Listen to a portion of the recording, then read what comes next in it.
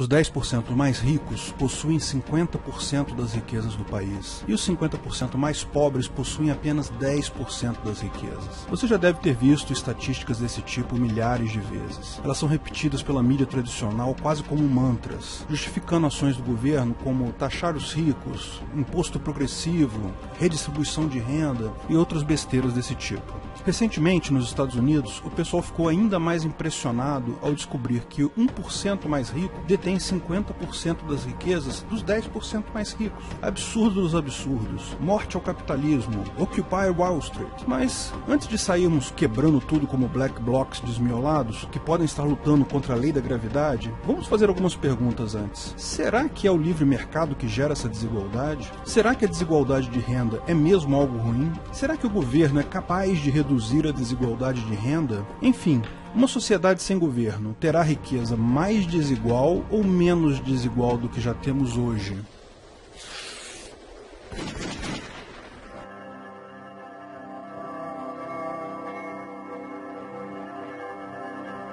O anarcocapitalismo traz desigualdade?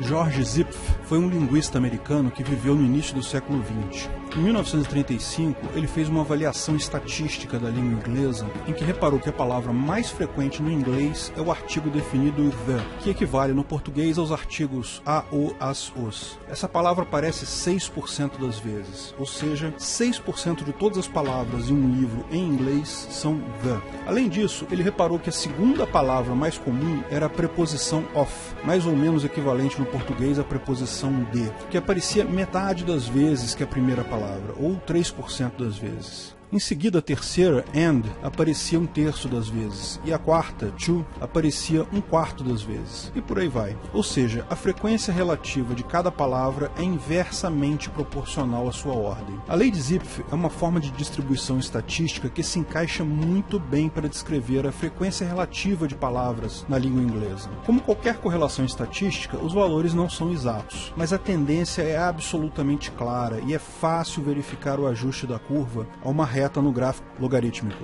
Poderia ser uma mera curiosidade, se a lei não se mostrasse igualmente aplicável a todas as demais linguagens existentes. Sim, o português também segue a lei de Zipf, bem como qualquer outra língua. Até línguas inventadas, como Esperanto, Klingon, também seguem a lei. É um fato inacreditável, né? Mas não há uma explicação para isso. Seres humanos, exercendo sua criatividade natural de produzir uma linguagem, acabam gerando palavras que seguem uma distribuição específica, quase constante. Qual o alfabeto usado? Não interessa. Qual a ordem da frase, sujeito, verbo, objeto, como no inglês e no português, ou verbo, sujeito, objeto, como no japonês, ou sujeito, objeto, verbo, como a maior parte das línguas do mundo? Não interessa. A lei de Zipf se aplica. A língua tem 2 gêneros, como o português, ou 3, como o alemão, ou apenas 1, como o inglês. A lei de Zipf se aplica da mesma forma. Ela se aplica também em várias outras situações. Sabe onde mais a lei de Zipf se aplica? Sim, na distribuição de renda.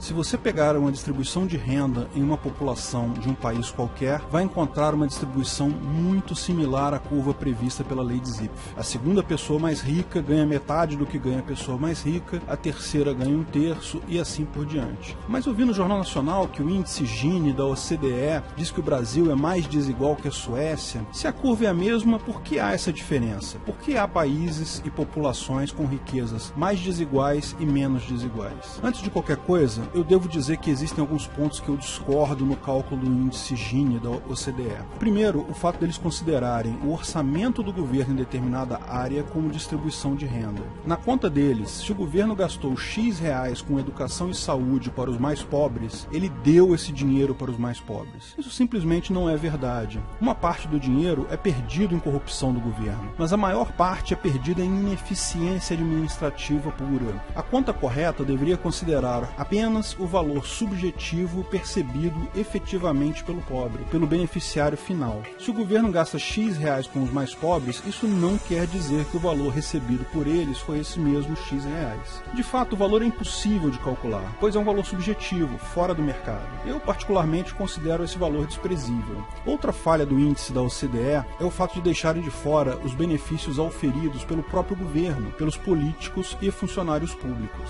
A maior parte das pessoas ricas, super ricas e até a classe média alta no Brasil são políticos e funcionários públicos. No resto do mundo também há um grande percentual de ricos no governo. Então o governo está, de fato, concentrando renda para seus funcionários públicos e políticos. A OCDE faz essas escolhas ruins por uma razão econômica clara. São os governos no mundo todo que financiam eles. Então eles preferem ignorar esse fato, que é bastante significativo aqui no Brasil. Mas, mesmo se tirarmos essas barbeiragens, ainda existe alguma variação na distribuição de renda entre países. Precisamos de um fator de ajuste aqui. A lei de Zipf é, na verdade, a forma discreta da distribuição de Pareto. A distribuição de Pareto tem esse fator alfa, que pode torná-la mais suave ou menos. Não quero entrar fundo em estatística aqui, mas de uma forma simplificada, a forma da curva é sempre a mesma, só a inclinação que pode variar um pouquinho. Como eu disse, não há uma teoria firme que explique por que essas coisas se organizam segundo a mesma distribuição. Mas, dentre as várias explicações, a que eu mais gosto é a que diz que a lei de Zipf segue a forma humana de organizar nosso pensamento. Nós criamos a linguagem através de um processo de reuso de coisas que ouvimos de outras pessoas, com acréscimos eventuais pessoais. Uma pessoa, muito de vez em quando, inventa uma palavra nova ou um sentido novo para uma palavra, e esses acréscimos, se forem ouvidos por muitas pessoas e forem algo interessante, passam a ser repetidos por elas, podem se tornar parte da linguagem. Se não forem interessantes, bom, são deixados para lá. O legal dessa analogia é que ela aplica-se de forma direta à economia. A economia é uma rede neural social. Basicamente, as pessoas produzem e consomem coisas que aprenderam a produzir ou a consumir. Muito de vez em quando, alguém inventa uma coisa nova que pode cair no esquecimento ou pode fazer sucesso. É exatamente o mesmo princípio. Bom,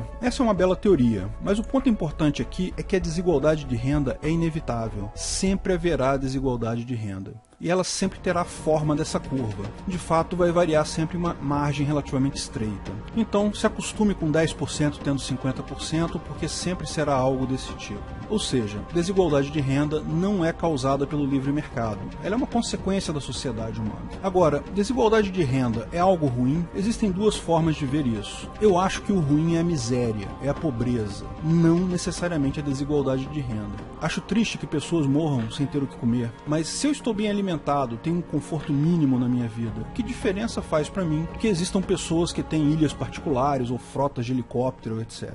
A minha visão é que a desigualdade em si não é problema, a pobreza é o problema. Mas há uma segunda forma de ver isso. Temos que admitir que a inveja é parte da natureza humana. Todos nós temos algum grau desses sentimentos ruins. Negá-los é inútil. Quando vejo alguém com uma ilha particular e um helicóptero, eu estaria mentindo se não dissesse que sinto um pouco de inveja do cara. Gostaria de ter um pedaço de ilha e um veleiro, nem precisa ser um helicóptero. Portanto, posso entender que existam pessoas que se incomodem mais com a má distribuição de renda. É um reflexo humano natural da inveja. Socialistas não precisam se sentir ofendidos por isso. É natural, é humano. Só não é ético forçar outra pessoa a abrir mão do dinheiro dela para aplacar sua inveja, nem mesmo para impedir que o miserável morra de fome. Veja, se a economia é o nosso cérebro social, você está matando neurônios importantes aí, ao romper o processo natural de geração de riqueza. No final, no longo prazo, a sociedade como um todo acaba perdendo muito mais quando se fere os direitos de propriedade e liberdade de qualquer pessoa. O governo é capaz de reduzir a concentração de renda? Bom, só se você usar a metodologia da OCDE, que ignora a ineficiência do governo. Na metodologia deles, se o governo aplicou 30% do que recebeu de imposto na saúde para os pobres, então redistribuiu 30%,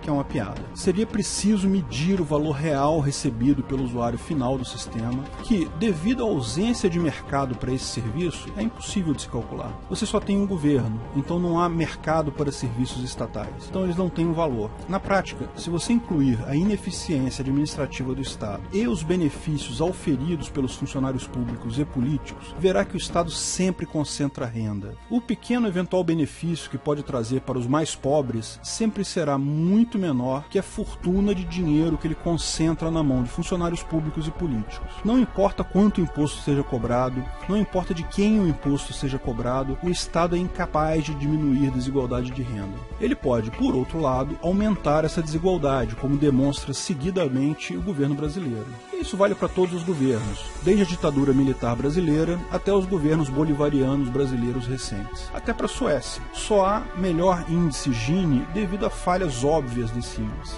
Então, sem governo, viveremos em uma sociedade mais igualitária? Definitivamente sim. Sem governo concentrando renda, viveremos em uma sociedade mais igualitária que hoje. Não apenas isso, mas uma sociedade com menos pobreza e fome. Como toda a experiência histórica mostra, quanto mais livre for o mercado, menos impostos forem cobrados, mais rápido a economia cresce, mais novas invenções e produtos surgem para melhorar a vida de todos. É possível que sejamos todos ricos? Bom, se você comparar a nossa qualidade de vida hoje com a qualidade de vida dos nossos bisavós, todos nós já somos ricos hoje. Mas, é lógico, em um momento único da história sempre haverá desigualdade de renda. O governo é esse câncer no cérebro que só é capaz de concentrar renda e fazer crescer a si mesmo. Nunca capaz de redistribuir, nunca capaz de ajudar alguém. Vamos acabar com esse câncer cerebral que é o governo. É a melhor forma de diminuir a desigualdade, diminuir a pobreza e a fome. E é a forma mais ética também. Vamos abraçar a sociedade sem governo. Bem-vindo ao Ancapistão. Se você gostou do vídeo, não esqueça de curtir e compartilhar. Clique no logo do canal para assinar e ser avisado de novos vídeos. Se quer saber mais sobre o assunto, veja um desses vídeos que selecionamos para você. Agradecemos ao apoio dos nossos patrocinadores: Orian Neto, Breno Meneghetti, Paulo Martins, Felipe Murta, Guilherme Ribeiro, Rogério Souza, Daniel Iopi, Felipe Zavan, Diego França, Joaquim Neto, Thiago Santos, Rodrigo Galberto, Olímpio Ferreira. Um agradecimento especial para a comunidade Ancapsu, que me ajuda a produzir esses vídeos. E para os administradores do canal do YouTube e da página do Facebook, Pedro Baldi e David Coutinho. Se quiser contribuir com o canal, ajudar na divulgação do anarcocapitalismo, veja na descrição do vídeo de que formas você pode fazer isso.